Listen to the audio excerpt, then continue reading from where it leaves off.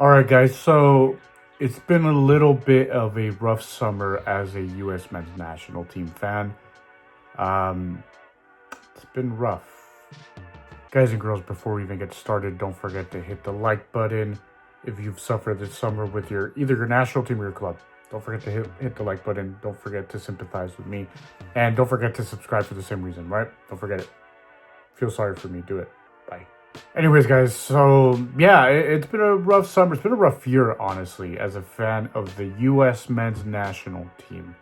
Um, Even though this team, very alternate team, guys, made it to the final of the Gold Cup, they looked completely outclassed when they came up against a not very good Mexico side.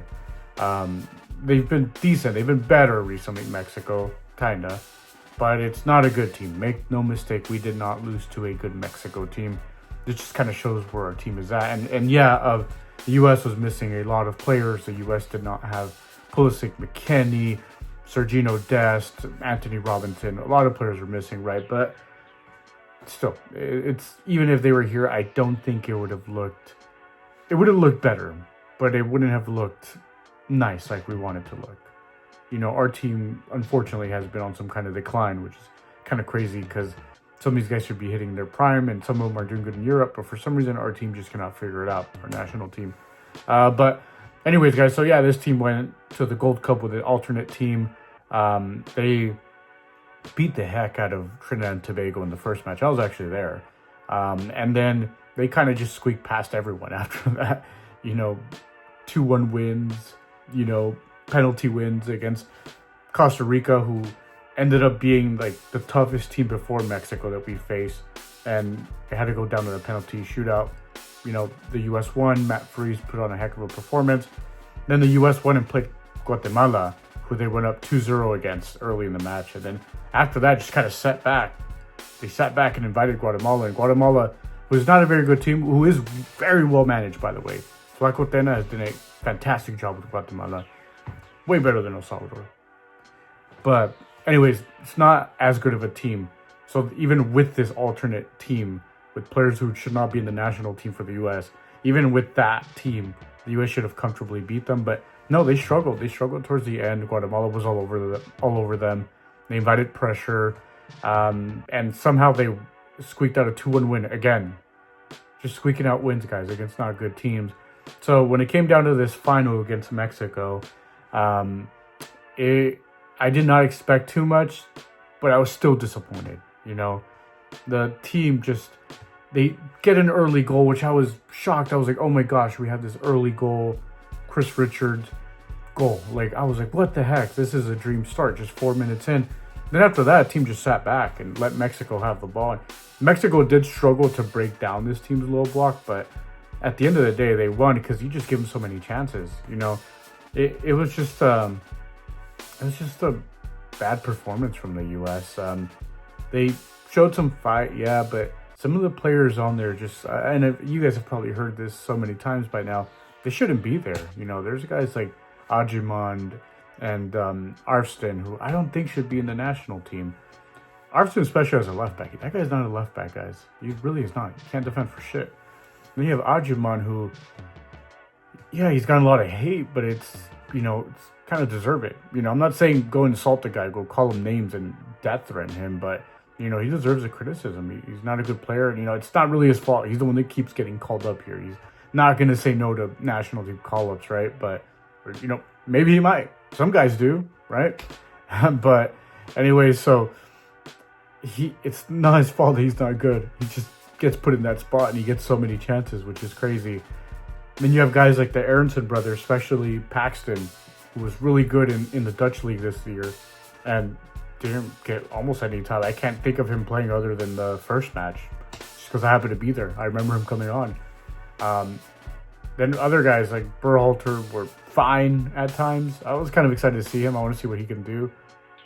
Not really anything special, right? So unfortunately, he's probably going to be in the next roster in September, I believe. So not very good, guys. Just pretty disappointing. I know I probably speak for a lot of people that it's just like the U.S. national team is just like disappointing now. It's frustrating. It sucks to watch. You have some people that have probably tuned out, or not probably. I'm sure there's plenty that have tuned out. And you have people like me who watch all the games, but are kind of miserable doing it. Honestly, I'm not happy when I watch the U.S. for the most part. At least not recently. You know, or for a while. Every now and then it'll be cool, but for the most part, it's just frustrating. Like, it's like, what the hell? Like, what am I watching? Why do I subject myself to this, right? Why do I subject myself to watching this? Why do I care so much? That's the thing. My girlfriend's like, why do you care so much? Like, why do you watch this just to get mad? And then whatever. I'm like, oh, well, I just care. I grew up watching this, so that's what I like. I don't know, guys. I don't know why I keep doing this to myself, right? But I mean, don't let it ruin your day, right? Let it ruin your day, but don't let it ruin your week. Get over it. Wake up the next day and be fine. The U.S. lost to Mexico. I was upset. I want to go mow my lawn, and then I was over it, right? So do something like that, right? But it is frustrating. So I get the frustration from a lot of people. It's just like, what the hell are we doing here? Like, Pochettino seems like he doesn't give a shit. He really doesn't, honestly. He doesn't go out to recruit dual nationals, which he kind of said, like, if they want to play for us, they'll show that they want to play, they'll care. But it's like, you might have to go recruit. That's one thing Berhalter did. For all his flaws, he was out there recruiting, He knew that if he wanted to be better, he had to go get some guys that weren't created here in U.S. soccer, guys that were born to American parents abroad, or guys that happen to have a passport for some reason. Go get them, right? Do something like that. Recruit. We're not that good. We're not good enough to see someone killing it in Germany and being like, we don't need them. They don't want to play for us. No, we should probably go recruit. We're not that good, guys. We're not Argentina. We're not Brazil. We're not Spain. Like, we can't just be like, okay, this guy want to go play for his other national team. Fine. No, we're not that good. We should go recruit. And you just have, like, game management. Score a goal and sit back against inferior opposition.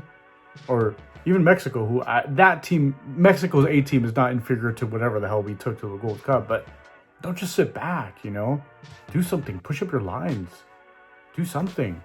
Don't make subs in the 80th minute when you haven't done shit all game long. Like, it's frustrating, guys. I honestly thought we would have better times with Pochettino, but man, I was dead wrong. And there was some warning signs there, but we all kind of ignored it because we saw, like, the sexy European manager. Or he's from Argentina, but you know what I mean. He was in Europe most of his career.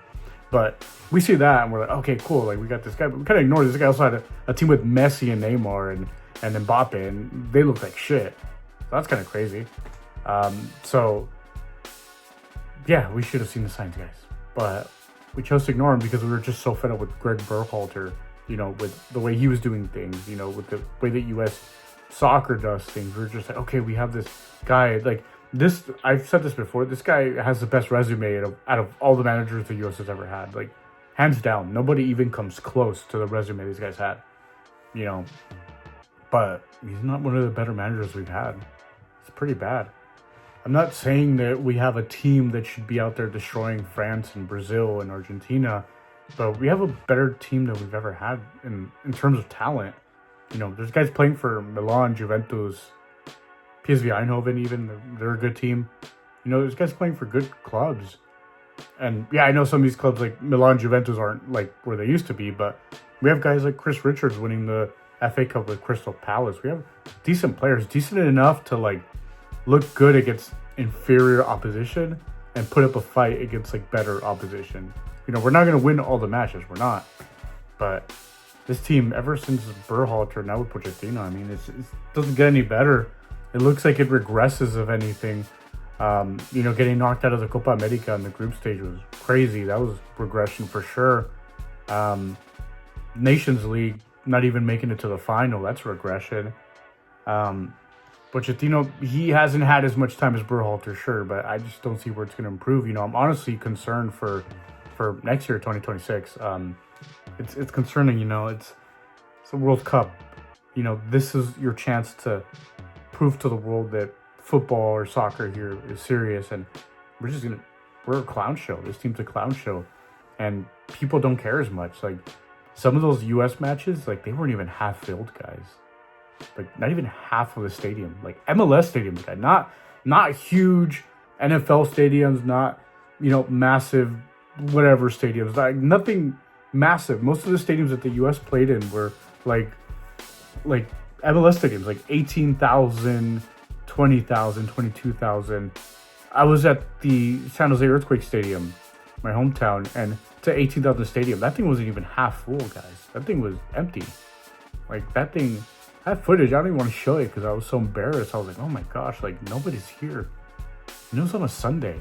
Like, people don't really work on Sundays, and nobody showed up because nobody cares.